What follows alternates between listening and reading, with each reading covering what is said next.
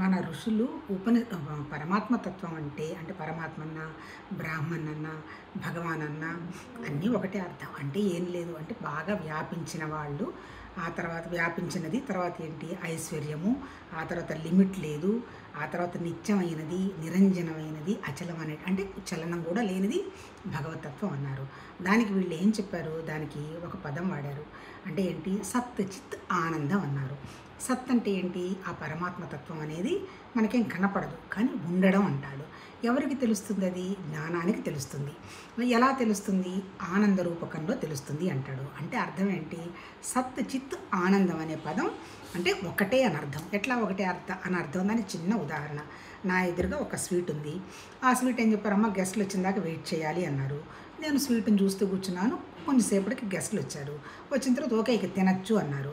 అప్పుడు నేనేం చేశాను, ఈ స్వీట్ని తీసుకెళ్ళి నా నాలుక మీద పెట్టుకున్నాను. ఆహా అనిపించింది, అంటే ఆనందం అనిపించింది.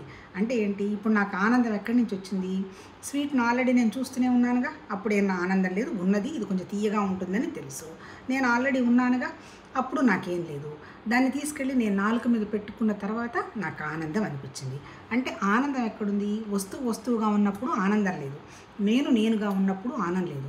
ఈ వస్తువుని తీసి నాలో కలిపేసుకున్నప్పుడు వచ్చింది ఆనందం. అంటే ఏంటి, ఈ ఆనందం ఎక్కడుంది, నాలోనే ఉంది, అంతే కదా. నాలో ఇప్పుడు ఆ స్వీట్ని ఎంజాయ్ చేసే ఇష్టం లేదనుకో, నాకు ఆ స్వీట్ ఇష్టం లేదనుకో, ఆనందం లేదు. అప్పుడు నాకు హార్ట్ ఇష్టం అనుకో, హార్ట్ అంటే ఆనందం ఉంటుంది. అంటే ఏంటి, ఈ మన లోపల ఉన్నటువంటి మన ఆనందం అనేది మనకి కనపడకుండా ఉన్నది. అట్లాగే బాధ కూడా అంతే, అలాగే ఆకలి కూడా అంతే. అంటే ఏంటి, మన లోపల ఉన్నటువంటి ఏ భావాలైనా కూడా అన్నీ నిరాకారమైన భావాలే, అన్నీ మన ఆలోచనలే అనమాట. చివరికి ఏంటి, బయట కనపడుతున్నటువంటి వస్తువు ఆనందంగా ఉంటుంది అని మనం అనుకుంటున్నాం. 100% అలా కాదు. మనలో ఆనందం ఉన్నప్పుడు మాత్రమే ఆ వస్తువైనా, ఆ మనిషి అయినా, తర్వాత మన చుట్టుపక్కల వాళ్ళైనా ఆనందంగా కనిపిస్తారు. మన వాళ్ళు మన ఉపనిషత్తుల్లో చెప్పింది అదే. ఎవరు ఈ ఆనంద స్వరూపుడివి, నువ్వే. అంటే నువ్వంటే నేను, నువ్వు, ఈ కనపడుతున్న మనం అందరం కూడా మనమే సత్ చిత్ ఆనందం. అంటే ఏంటి, ఉన్నాము, ఈ ఉండడం ఎందుకోసం ఉన్నాము, ఆనందం కోసం ఉన్నాము అనేటువంటి విషయం మనకు తెలుస్తోంది.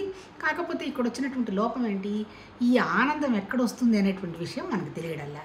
ఎక్కడెక్కడ వెతుకుతున్నాము, ఏదో అక్కడికి పోతే ఆనందం వస్తుంది, లేదా గుడనో, గోపురమనో, ఆశ్రమమనో, లేకపోతే ఇంకా చెప్పాలంటే లేదా హబ్బో పబ్బో వాటెవర్ మేబీ, ఎవరి కోరిక అనుగుణంగా వాళ్ళు బయట పరిగెడుతున్నారు.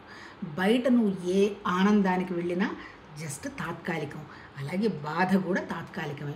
కాకపోతే ఇప్పుడు నువ్వేం చేయాలి, నేనే ఆనంద స్వరూపుడు అనేటువంటి విషయాన్ని నువ్వు డిస్కవర్ చేయాలి, నువ్వు కనిపెట్టాలి, నువ్వు గమనించాలి.